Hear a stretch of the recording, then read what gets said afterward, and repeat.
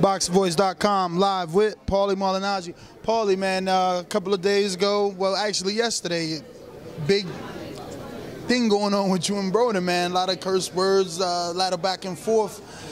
But what I did notice is that he seems significantly shorter than you.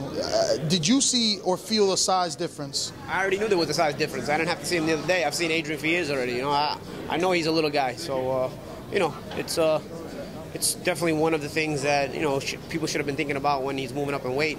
But we'll see. You know, we'll see how it happens. I'm not holding my hat on the fact that I'm not hanging my hat on the fact that he's little or he's short or whatnot. I'm hanging my hat on the fact that I'm gonna have a game plan to beat him. Now, in that back and forth, you continue to mention knowing him from the amateurs. I know some people that beat him in the amateurs. I don't know him from the amateurs. I know some people that beat him in the amateurs. And it's the same question marks come up about Adrien that have come up about him in the pros and the rare times that he fought somebody that knew how to fight him back. And that's that he's a sissy, that he's a punk, that he stops throwing punches when he starts getting hit.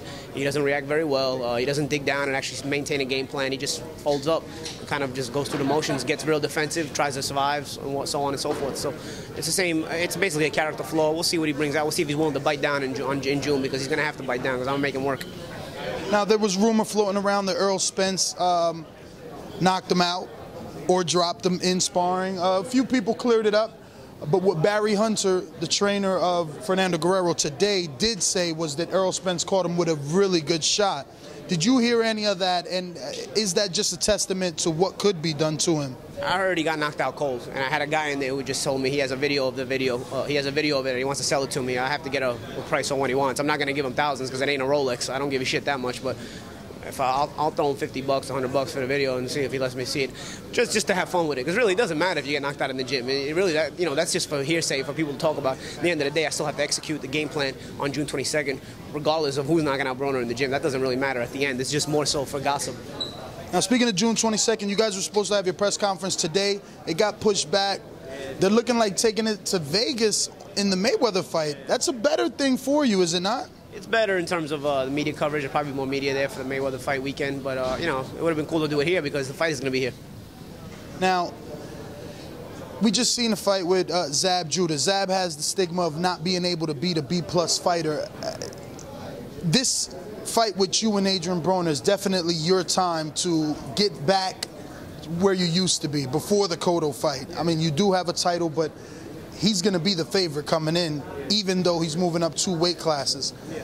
That being said, because of him moving up 2 weight classes, do you think that your power all of a sudden becomes a factor because he was getting hit by smaller guys, so your 147 may be effective? I don't know. You know, the one thing about my power is I don't really pay attention to it. If you look at most of my last bunch of opponents, they look like they went through a windmill when I was done with them. You know, if you look at all my past opponents, especially the last 4 or 5, for the most part, they look like they went through a meat cleaver when I was done with the fight. Even if, whether they went the distance or not, they went bloodied up, swollen up, everything. So, you know, obviously, when a grown man punches you consistently, it's going to leave marks. You're going to bleed and you're going to swell. But that really doesn't matter. You know what I mean? I don't really focus on that. I focus on executing a game plan, and whatever comes of it, comes of it. I do think his whatever power people say he has gets a little bit nullified coming up in weight, and of course, you know, I've been known to be in with big punches and have taken some big punches from big punches. So, you know, from normal size welterweights. So, you know, I more so than that, I think the supposed power Broner has may be a little nullified, more so than my own power. I don't really focus on my own power. Last question is, no one's ever gave Broner angles or movement.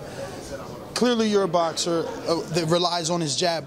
Will you circle the ring and just use the jab? Do you think that you would be able to get a decision in your hometown just pumping the jab, staying on the outside? Because of he has such a wide stance. He needs to be set up. He's not flat-footed, but he needs to be flatly set up. Do you think you could just dance around him, jabbing him all night? We haven't set up a game plan yet, but yeah, I mean, people know pretty much my style, and, you know, we're going to make some adjustments for him, and I'm sure he'll make some adjustments for me. But at the end of the day, really, I mean, if I fight the dishwasher from the pizzeria across the street, every time I go out there and fight, I could look like Floyd Mayweather too. You know what I mean? When you're a world-class fighter and you fight substantially less competition, you're going to look great every time out because, you know, you're basically fighting bums. And to that extent, Adrien Broner's fought a lot of guys that shouldn't have been in the ring with him, you know, because he's a world-class fighter, and the way you test a world-class fighter is by putting him in with other world-class fighters. And he's fought nothing even close to world-class fighters aside from maybe 1 or 2 guys, and those 1 or 2 guys tested him. I thought DeMarco showed up for a paycheck. I hate to say it, DeMarco's usually showing heart, but I think whatever payday he got in the Broner fight goes a long way in Mexico. He took that shit and went home, man, because he packed it in after a couple of rounds of getting stumped, getting his offense stumped. I know I said that was the last question, but we've seen you get into back and forth with fighters like Amir Khan.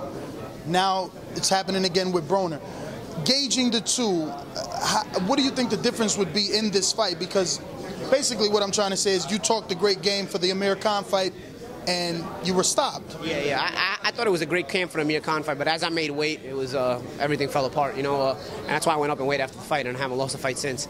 I felt like I had a good training camp. At the time where I was talking all that junk, I was having a real good camp, but as I made weight, got down closer to the weight, I felt everything falling apart, it's just I've been at junior welterweight for 8 years, man. I'm not a big welterweight, but I'm bottom heavy, so it really took a toll on me making weight. So at welterweight, I feel good, and also the fact that Amir Khan is a better fighter than Adrien Broner. Amir Khan, a prime Amir Khan. I think Adrien Broner is severely overrated. Call me crazy, but I think I'm going to show a lot on June 22nd. Adrien Broner is not as good as advertised. He's talented. He's good, but he's not that good. He's not anywhere near as good as people say he is, actually. All right. Well, thank you very much.